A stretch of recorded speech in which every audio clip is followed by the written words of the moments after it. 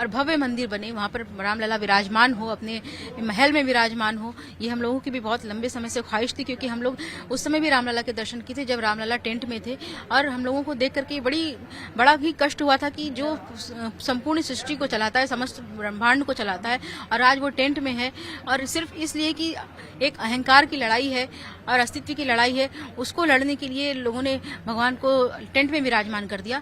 तो ये हम लोगों के लिए बहुत ही कष्टकारी था, और आज हम लोग बहुत ही खुश हैं, क्योंकि 550 साल बाद आज रामलला अपने महल में फिर से पुनः उनका जन्मोत्सव मनाया जा रहा है, उनका प्रकटोत्सव मनाया जा रहा है, और आज उनका सूर्य तिलक भी किया गया। ये हम लोगों के लिए बहुत ही हर्षोल्लास की बात है, क्योंकि हम जितने भी लोग हैं यहाँ पर भारत में रहते हैं, चाहे वो किसी भी पंथ को मानने वाले हो, मत को मानने वाले हो, या किसी भी पूजा पद्धति को मानने वाले हो, उन सभी के पूर्वज भगवान श्री राम है।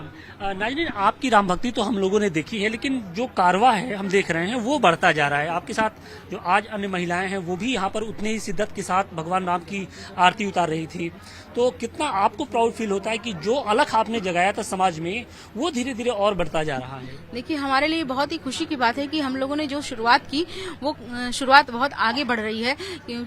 एक शेर है कि चले थे जानिबे मंजिल अकेले, मगर लोग मिलते गए और कारवां बढ़ता गया। तो ये वही कारवां है, और लोग आज अपनी पूर्वजों को पहचान रहे, अपनी संस्कृति को पहचान रहे हैं। क्योंकि पिछले समय में क्या था कि जिस तरह की सरकारें थी और जिस तरह का माहौल था, वो सिर्फ भड़काने का काम करते थे, नफरत फैलाने का काम करते थे। आज वर्तमान सरकार में कम से कम ये है कि लोग सही को सही कह रहे हैं और सच्चाई को जान रहे हैं, संस्कृति को जान रहे हैं, अपने पूर्वजों को जानने का प्रयास कर रहे हैं, जानने का काम करें। आपको भी लगता है कि श्री रामचंद्र जी आप लोग के पूर्वज रहे हैं? आपको ये ऐसा लगता है? जी।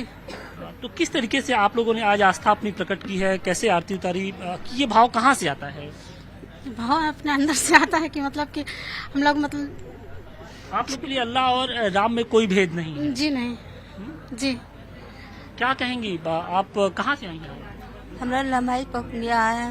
लम्बी से? हाँ। तो कोई ऐतराज नहीं है कि मतलब आप मुस्लिम होके भगवान राम की आरती उतार रही हैं? कोई कुछ घर में परिवार में तो नहीं डांटेगा, बोलेगा? क्या डांटेंगे? क्यों? क्या डांटेंगे? मुसलमान है, हिंदू एक बराबर, शाही ईसान सब एक बराबर है, खून तो एक है न, अलग तो नहीं न है। या रहम कहो या खुदा कहो, ये अल्लाह कहो या भगवान कहो, खून तो एक ही न है, अलग तो नहीं न है। लेकिन कुछ लोगों को ये नागवार गुजरता है, वो कहते हैं कि भैया राम की आरती मुस्लिम कैसे करेंगे? इनके ऊपर तो कई बार फतवा भी जारी कर। उन लोग का भूल है, एक भूल है। उन लोग सोचते हैं कि एक में मिले ना, लोग अलग हो जाएं, मगर हम लोग सोचते हैं कि मुसलमान हम लोग कंधे से कंधे मिला के चलें और समझ कि कुछ हंगामा न मचे। हंगामा न मचे। इस भूल को सुधारने का मौका आ गया है क्या? नजमा जी भी हैं, क्या उस भूल को सुधारने का मौका आ गया क्या, जो लंबे समय तक राम के नाम पर एक सियासत चलती आ रही थी?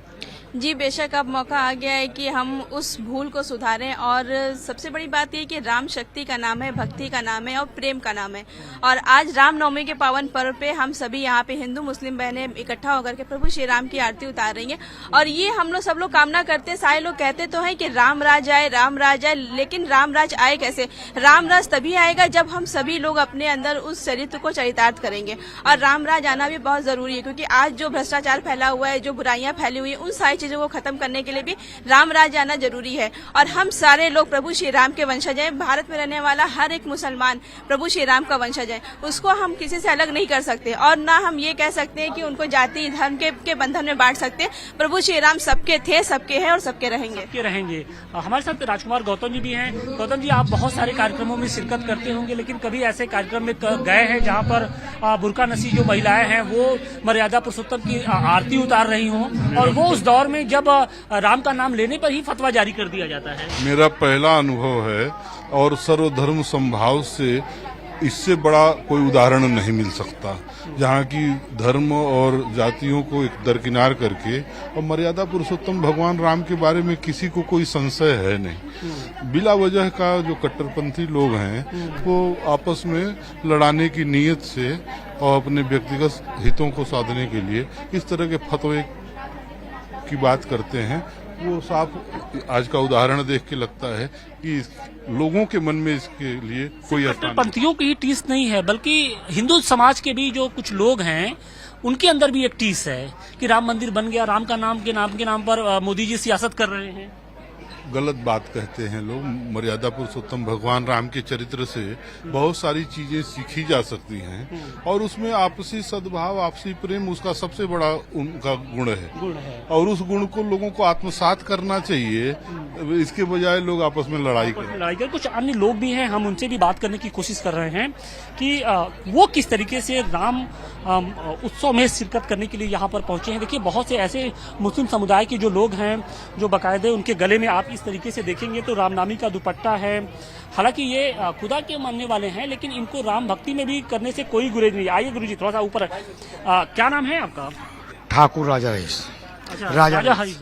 हाँ बताइए। यहाँ पर देख रहे हैं कि राम नाम की जो गमछा है वो गर्दन में लटकाए हैं, क्या दिक्कत है? क्या कोई दिक्कत तो नहीं होगी समाज में? सामाजिक समरसता के प्रथम महापुरुष भगवान श्री राम है। श्री राम रामायण रामराज राष्ट्रीय एकता के अपूर्व प्रतीक है। वो राष्ट्र की संस्कृति के अंगभूत तत्व हैं। जी जी जी जी जी। और वो राष्ट्र की संस्कृति के अंगभूत तत्व हैं। उनको राष्ट्र से अलग नहीं किया जा सकता। पूरा देश नहीं पूरा विश्व राममय हो रहा है, इससे बड़ी खुशी का विषय हो ही नहीं सकता। क्योंकि इस दुनिया में, विश्व में अगर सामाजिक समरसता का अगर किसी ने संदेश दिया है तो वही मर्यादा पुरुषोत्तम। लेकिन कुछ लोगों को ये बातें अच्छी नहीं लगती हैं। हैदराबाद वाले एक भाईजान हैं और वो बार बार कहते हैं कि जो पंचड़ वाले हैं उनको मरवा देंगे। जो दर्जी है, नाऊ है, गरीब मुस्लिम तबका उसको मरवा देगा वो। उसी की वजह से सेकुलरिज्म का जो नारा दे रहे हैं, कौन सी सेकुलरिज्म का वो नारा दे रहे हैं? जो आज मुसलमान देश की मुख्य धारा से जुड़ रहा है तो उनको जो है नमाज पढ़नी चाहिए शुक्राना की कि गरीब मुसलमान मुस्लिम राष्ट्रीय मंच के माध्यम से देश के मुख्य धारा में शामिल हो रहा है। और उनके अच्छा, आप लोग को फक्र होता है कि जब मुस्लिम समुदाय के जो आपकी बहू बेटियां हैं वो आगे आती हैं और इस तरीके की जो कार्यक्रम में तुरंत शिरकत करती हैं, आप लोगों को कोई आपत्ति तो नहीं होती है? आपत्ति देखिए ऐसा है, 1,24,000 कमोवेश इस दुनिया में तशरीफ लाए, उसमें से भगवान श्री राम भी है। भगवान श्री राम भी है। भगवान श्री राम भी है। तो आप बताइए, जब कलाम पाक कह रही है कि तुम्हारे 26-24 नबी आए लेकिन 1,24,000 नबी आए तो उसमें से भगवान श्री राम भी हैं, भगवान शिव भी हैं, हनुमान भी हैं। और हदीस है, जिस आदमी को 40 आदमी बुरा कह दें उसका मरना बरक है, जिसको 400 आदमी तारीफ कर दे वही आज का वली है। इसलिए भगवान राम की। और यही कारण भी कि देखिए बड़ी संख्या में जो लोग हैं वो आज इस सुभाष भवन में पहुंचे हैं और लगभग 1100 लोगों को राम दीक्षा है वो दी गई है। क्यों गुरुजी? 1100 लोगों में सबसे आश्चर्य की बात यह है कि उसमें दलित हैं, आदिवासी हैं और बासपुर बस्ती के लोग हैं और महिलाएं हैं, जिनको ये कहा जाता था, एक बाउंड्री बना दी गई थी राम के नाम पर कि ये राम की पूजा नहीं कर सकते या राम की पूजा नहीं करा सकते, चाहे वो वनवासियों के लिए रहो, चाहे मुसहरों के लिए रहो, चाहे आदिवासियों के लिए। आज 1100 लोग पुजारी बने ना। आज पूरी दुनिया में सांस्कृतिक क्रांति का इतिहास लिखा जा रहा है। लेकिन यहाँ तो एक अलग भी तस्वीर देखने को मिल रही है कि आपने तो मान लीजिए जो हाशिए पे हिंदू समाज के लोग हैं उनका जिक्र किया, लेकिन हम देख रहे हैं कि समाज के जो दूसरा एक वर्ग है, जो मुस्लिम समुदाय के लोग हैं, वो भी वहाँ से भी भारी संख्या में जो लोग हैं वो पहुंचे हुए हैं और बाकायदे बुर्का नसी जो महिलाएं हैं वो भगवान राम की आरती उतार रही है। देखिए, आरती इसलिए उतार रही है कि भारत में रहने वाले ये भारतीय सांस्कृतिक पुनर्जागरण है, ये कोई धार्मिक कार्यक्रम नहीं है। और राम सांस्कृतिक नायक है, वो धार्मिक नायक नहीं है। इसलिए जो भारत भूमि पर, भारत भूभाग पर, अफगानिस्तान, बांग्लादेश, पाकिस्तान, बर्मा तक जो लोग रहने वाले हैं, सबके पूर्वज भगवान श्री राम हैं। इसलिए सांस्कृतिक पुनर्जागरण में जो वैश्विक सांस्कृतिक पुनर्जागरण चल रहा है उसमें हिंदू मुसलमान का क्या मतलब है? हम सभी लोग मुसलमान का इसलिए मतलब है क्योंकि इसी देश में बहुत सारे ऐसे लोग हैं जिनको ये बात नागवार गुजर रही है कि 500 सालों बाद अयोध्या में श्री रामचंद्र के मस्तक पर सूर्य तिलक हो रहा है, वो उस पर सवाल उठा रहे हैं। सवाल उठाने वाले मूर्ख हैं। हम सगे भाई हैं, इसका परिणाम ये कुंवर नसीम रजा है।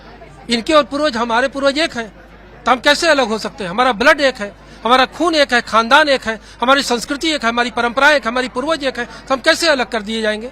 और उनके कहने से हम अलग नहीं हो जाएंगे।